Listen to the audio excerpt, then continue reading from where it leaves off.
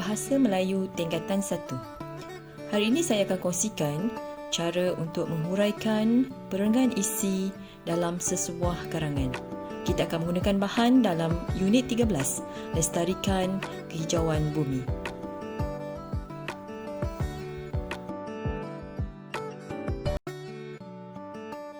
Baiklah, Assalamualaikum dan selamat sejahtera. Cikgu terangkan semula bagaimana untuk kita hurai perenggan isi karangan.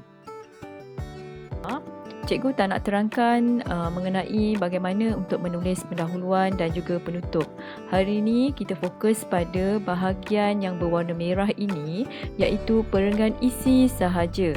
Dalam sesebuah karangan, kita tulis karangan panjang sekarang ni 180 perkataan, ataupun awak boleh tulis lebih daripada 180, tak ada masalah. Lebih tak ada masalah, jangan kurang. Okey, dalam satu karangan yang panjang, kita ada pendahuluan, kita ada perenggan isi, kita ada penutup. Untuk hari ini, cikgu cuma nak bincang yang berwarna merah ini sahaja, iaitu perenggan isi.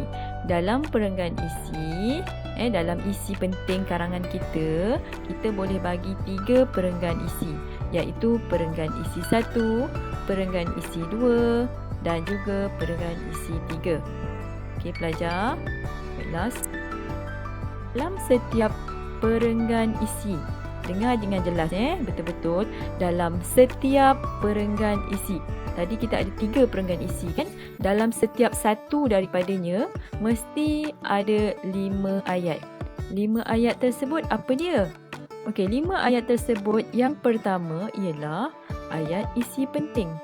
Okey, ayat isi penting yang menyebut isi dengan jelas, yang merangkumi ada subjek ayat, ada predikat ayat. Okey, ayat isi awak tu jelas.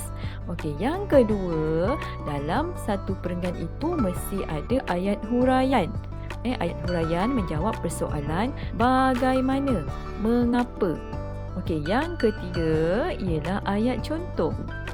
Ayat contoh, kita huraikanlah peristiwa ataupun aktiviti ataupun benda barang yang kita nak nyatakan.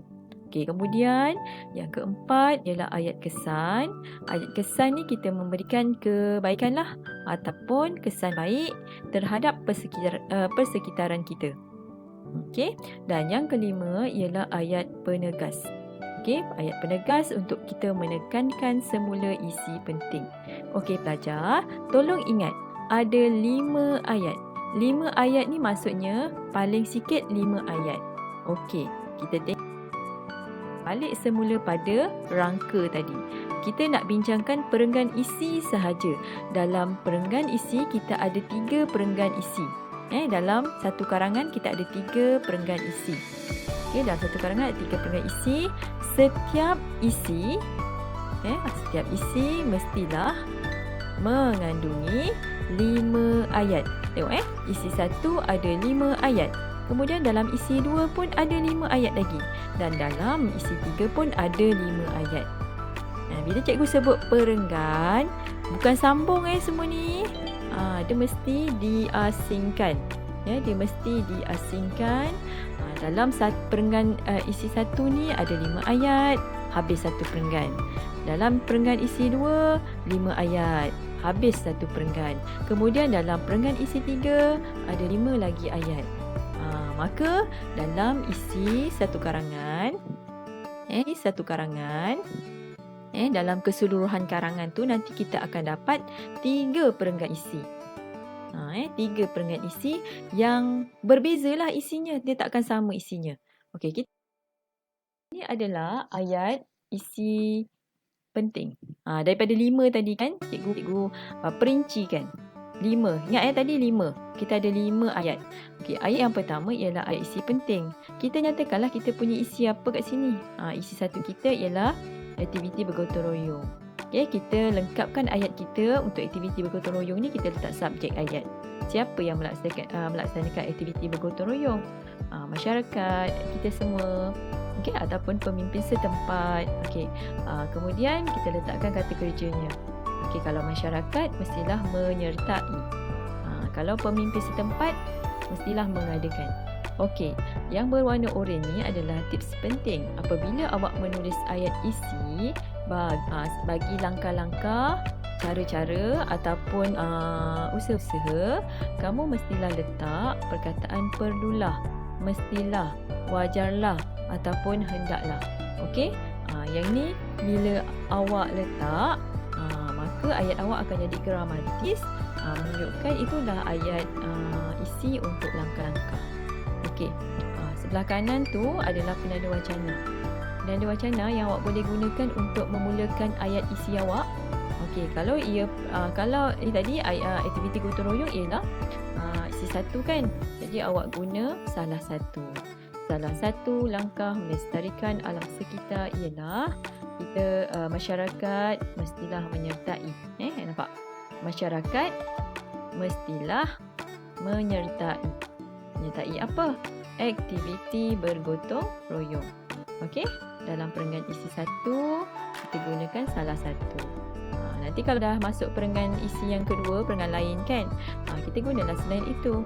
Kita guna seterusnya ke, kita guna di samping itu ke, guna mana-mana boleh. Tapi dalam perenggan isi satu, guna salah satu. Okey? Ini baru ayat satu. Daripada 5 ayat tadi, baru ayat satu. Kedua ialah ayat huraian. Ayat huraian ni maksudnya kita menjawab persoalan bagaimana. Kita dah dapat dah isi tadi. Kita kena sertai gotong royong. Tapi bagaimana nak menyertai gotong royong? Okey? Mengapa kita kena sertai gotong royong? Kita tanya kat diri kita sendiri. Okay, maka kita dapat jawapan pemimpin setempat. Okey, perlulah merancang dan menganjurkan aktiviti tersebut. Menjawab persoalan bagaimana. Kemudian kita boleh juga letak memanggil seluruh penduduk untuk turut serta dalam aktiviti gotong royong tersebut kan. Okey. Jadi ini adalah cara ataupun bagaimana kita nak laksanakan aktiviti gotong royong untuk ayat huraian kita.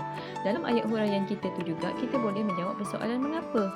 Okey pelajar, kalau awak dapat satu jawapan je bagaimana sahaja tak pun boleh. Tapi kalau dapat menjawab persoalan bagaimana dan mengapa, dua-duanya lagi baik. Okey, menjawab persoalan mengapa. Mengapa kita kena adakan aktiviti gotong royong? Okey, supaya penduduk boleh bekerjasama dan membantu antara satu sama lain, kan? Okey, jadi kita dah dapat jawapan ni. Jawapan ni nanti kita nak tulis dalam perenggan isi. Kita tambahkanlah penanda wacana dia yang sesuai. Untuk persoalan bagaimana kan cara. Jadi kita gunakan penanda wacana yang berwarna biru ini. Okey, dua mana-mana pilih. Okey, boleh guna dua-dua atau salah satu. Okey, bagi menjawab persoalan bagaimana tu, kita tambahkan penanda wacana yang berwarna ungu. Warna purple ni. Okey, hal ini dikatakan demikian kerana ataupun hal ini akan membolehkan penduduk boleh bekerjasama kan. Okey, kita sambungkan saja. Yang sebelah kanan dalam kotak ni adalah penanda wacana. Okey, selesai ayat yang kedua. Okey, ketiga. Daripada 5 ayat tadi, dalam 5 tadi, ini pergi ayat yang ketiga. Okey, ayat ketiga dia adalah ayat contoh. Kita bagi tahu contoh. Okey, kita nak buat aktiviti gotong royong. Contohnya kita buat apa semasa aktiviti gotong royong? Kita nyatakan contoh dia kat sini. Okey, tambahkan penanda wacana. Bila kita tulis ayat nanti, kita tulis karangan, kita tambahkan penanda wacana. Sebagai contohnya, apa? Kita penduduk kampung membersihkan longkang. Membersihkan longkang dan mengutip sampah sarap di taman awam, halaman rumah penduduk, balai raya dan juga sungai. Okey, awak boleh pilih mana-mana penanda wacana sebelah kanan ni yang awak nak gunalah. Tapi kalau tak pandai guna tamsilnya, tak pandai guna misalnya, awak guna sahaja sebagai contohnya, tak ada masalah. Okey, habis ayat yang ketiga iaitu ayat contoh. Seterusnya ayat yang keempat pula ialah ayat kesan. Kita dah bagi contoh, kita dah bagi huraian, kita dah bagi isi, mestilah ada kesannya, betul tak? Okey, kesannya apa dia? Okey, bila dah buat aktiviti gotong royong, jadi apa? Apa yang berlaku kan? Okey, jadi persekitaran menjadi bersih, selamat dan ceria. Okey, penanda wacananya kita gunalah kesannya ataupun impaknya, kebaikannya. Pilih mana-mana yang awak suka nak guna. Okey, itu ayat kesan. Dapat satu ayat. Okey, dan yang terakhir penegas. Kan 5 ayat tadi kan? Yang kelima. Yang kelima yang sebelum kita tutup satu perenggan itu, mesti ada ayat penegas. Kita tegaskan balik isi kita tadi. Isi kita ialah pasal mengenai gotong royong. Okey? Jadi kita cakaplah, Okey, tegaslah bahawa. Ambil penanda wacana ini, tegaslah bahawa gotong royong ataupun aktiviti bergotong royong sangat penting dalam usaha untuk melestarikan alam sekitar. Kita kaitkan dengan tajuk karangan kita. Okey, kita letak tegaslah bahawa aktiviti bergotong royong sangat penting dalam usaha melestarikan alam sekitar. Titik. Habis satu perenggan perenggan isi awak. Baru habis satu isi. Satu isi tentang gotong royong. Ada 5 ayat dalam tu. 5 atau 6 ayat. Tadi sebenarnya cikgu dah buat banyak ayat dah. Kita tengok dulu. Sekejap. Okey, awak tengok dulu daripada 5 ayat tadi, kita boleh masukkan peribahasa. Dalam karangan bahasa Melayu, nak dapat cemerlang, sebolehnya kamu masukkanlah peribahasa. Contohnya, macam ni cikgu masukkan peribahasa bagai au dengan tebing yang bermaksud kerjasama dalam ayat huraian. Okey, cikgu masukkan dalam ayat huraian. Ayat huraian yang menjawab persoalan, mengapa tadi kita nak adakan aktiviti gotong royong? Kan? Supaya penduduk boleh bekerjasama. Nampak ada perkataan bekerjasama, lalu cikgu gabungkan dengan bak peribahasa bagai au dengan tebing.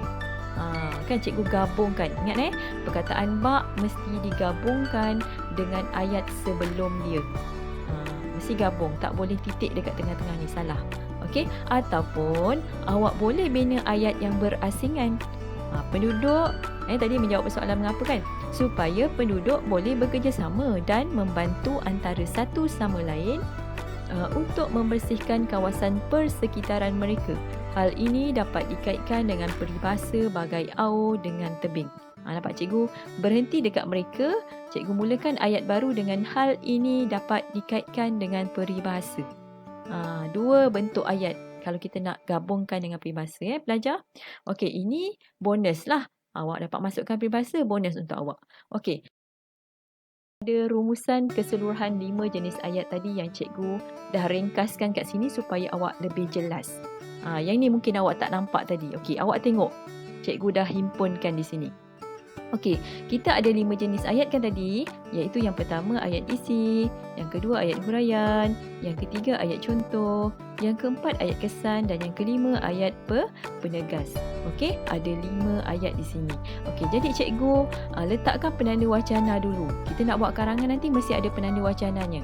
Okey, nak buat karangan, ini semua satu kotak besar ni, semua sekali pelajar, semua sekali ni adalah satu perenggan. Satu perenggan. Kita tak asing-asingkan dia. Dia duduk dalam satu perenggan. Okey. Jadi ayat isi tadi, ayat yang pertama, cikgu gunakanlah penanda wacana untuk isi satu kan. Isi pertama kita guna salah satu. Salah satu kita gabungkan dengan apa yang kita dah dapat tadi. Isi kita. Kita dah buat ayat. Langkah untuk melestarikan alam sekitar ialah kita mestilah menyertai aktiviti bergotong royong. Nampak? Ayat yang pertama. Okey, kemudian ayat huraian, ayat yang kedua, cikgu ambillah penanda wacana untuk menghuraikan cara. Kan tadi jawab soalan bagaimana kan? Bagaimana tu cara lah. Okey, hal ini dapat dilaksanakan dengan cara apa?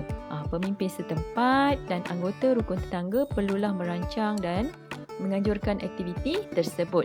Mereka boleh memanggil seluruh penduduk untuk turut serta dalam menjayakan program ini. Kan caranya. Panggil penduduk, cara dia.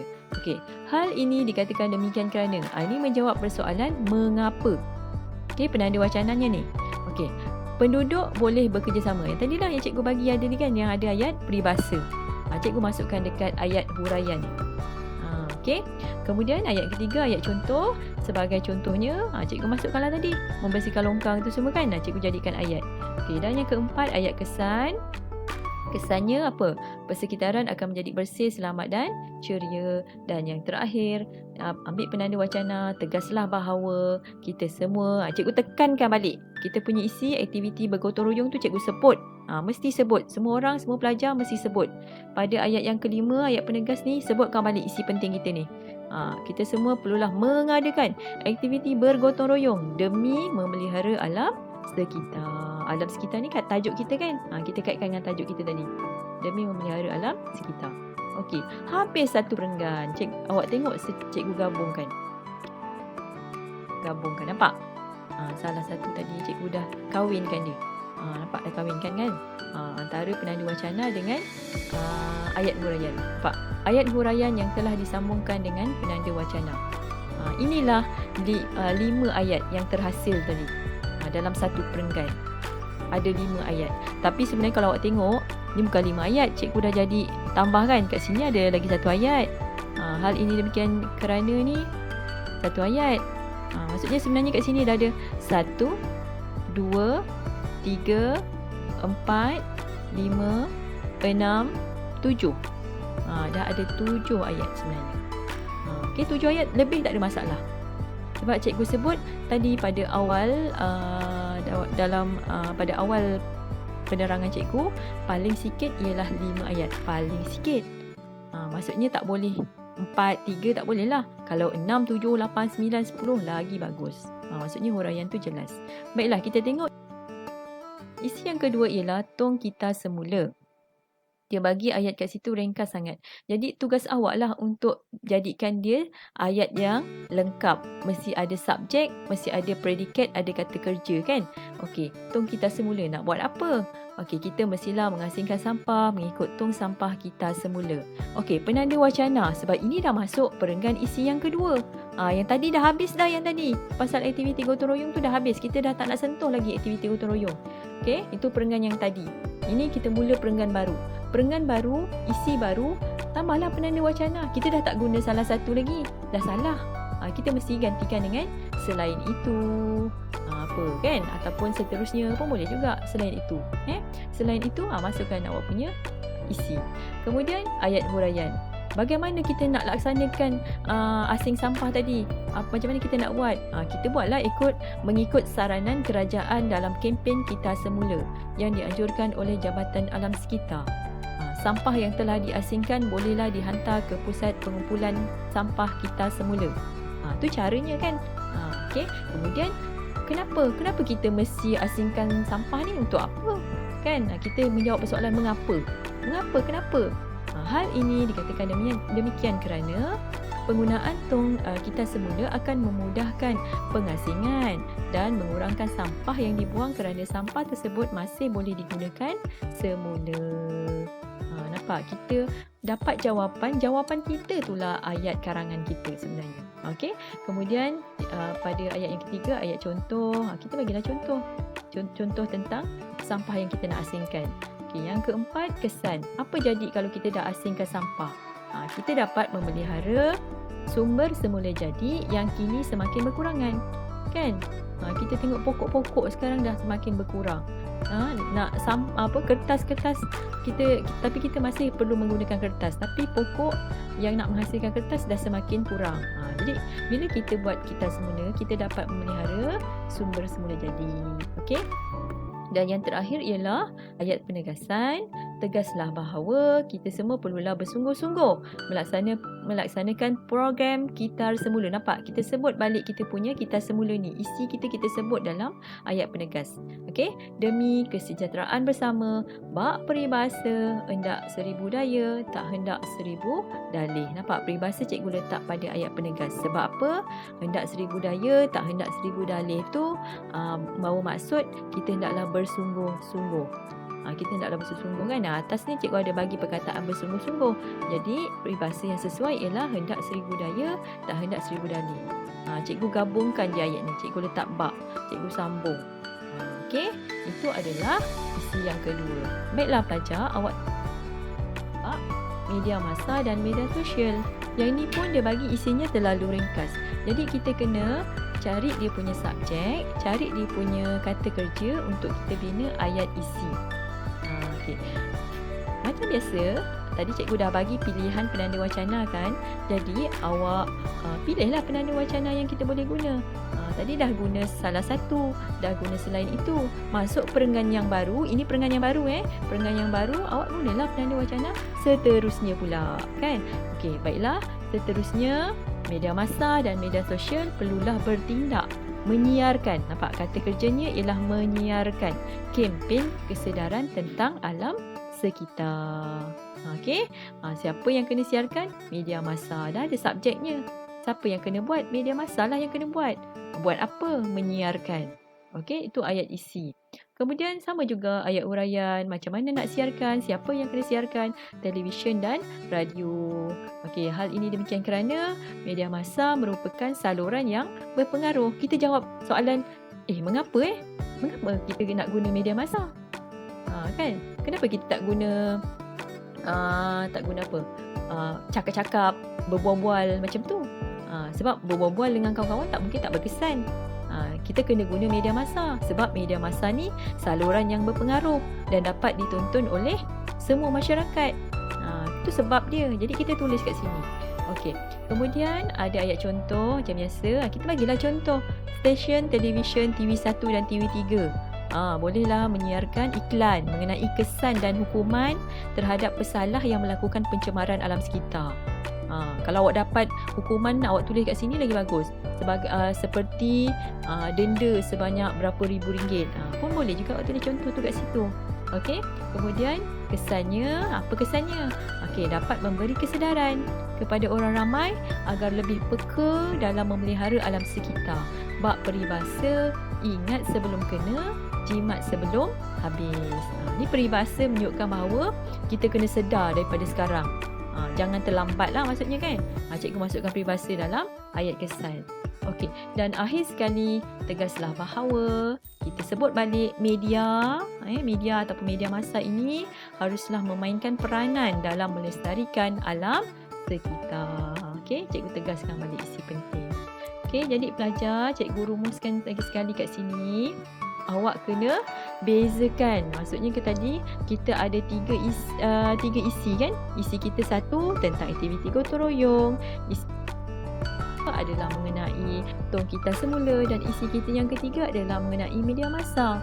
Kan? Jadi semua isi itu kita mesti asingkan mengikut perenggan dan setiap perenggan mesti ada 5 ayat. 5 ayat 5.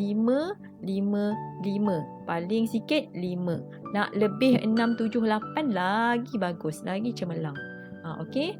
Cikgu harap penerangan cikgu ni akan menyelesaikan kekusutan yang berlaku pada awak semua. Siapa yang masih belum faham, bolehlah dengar audio ataupun video ini secara ulang-ulang. Hadamkan sebab ini kita akan guna sampai bila-bila. Baiklah, itu saja daripada saya. Sekian, terima kasih.